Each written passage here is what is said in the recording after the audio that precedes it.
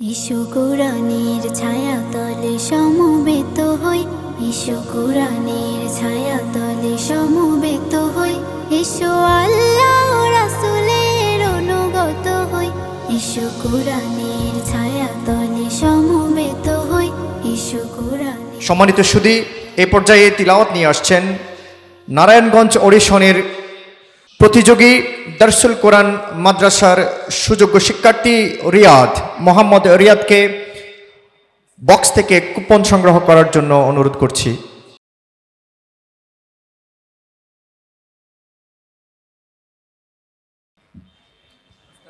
আমাদের নারায়ণগঞ্জের প্রতিযোগী মোহাম্মদ রিয়াদের ভাগ্যে পড়েছে ৮ পারার ১৩ পৃষ্ঠা।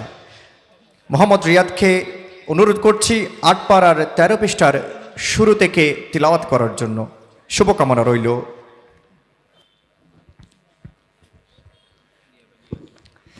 السلام عليكم ورحمة الله وبركاته. أعوذ بالله من الشيطان الرجيم. بسم الله الرحمن الرحيم.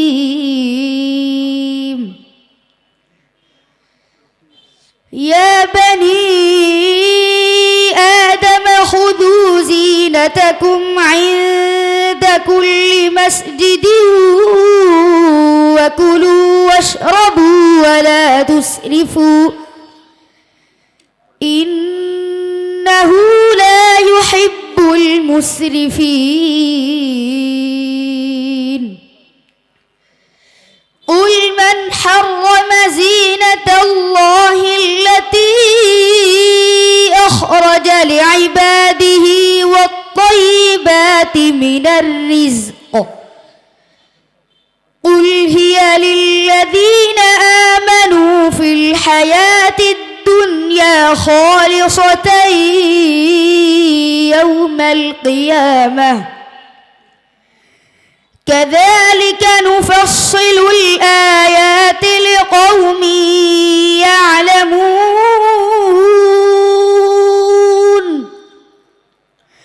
قل إنما حرم ربي الفواحش ما ظهر منها وما بطن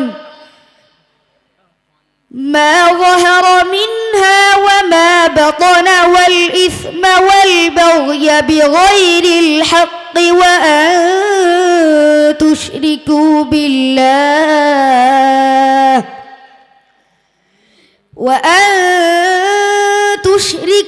بالله ما لم ينزل به سلطانا وأن تقولوا على الله ما لا تعلمون.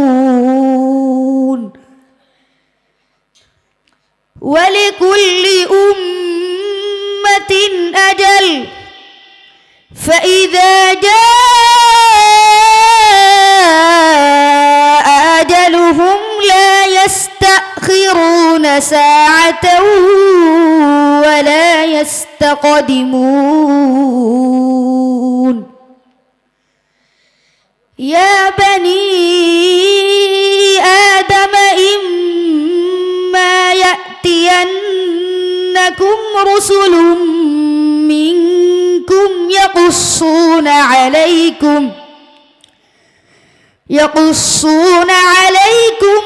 آياتي فمن اتقى وأصلح فلا خوف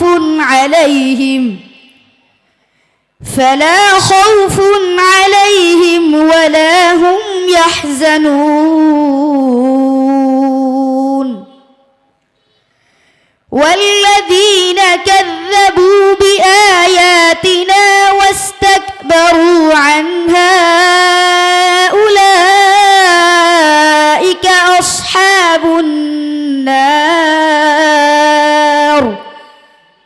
هم فيها خالدون.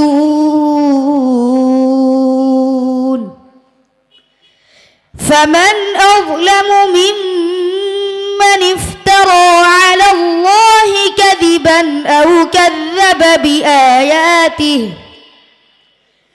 أولئك ينالهم نصيبهم من الكتاب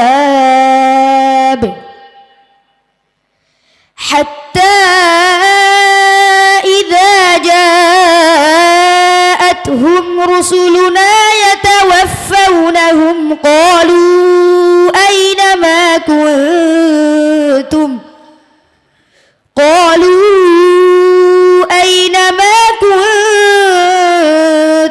تدعون من دون الله قالوا ضلوا عنا وشهدوا على أنفسهم أنهم كانوا كافرين حسبك صدق الله العظيم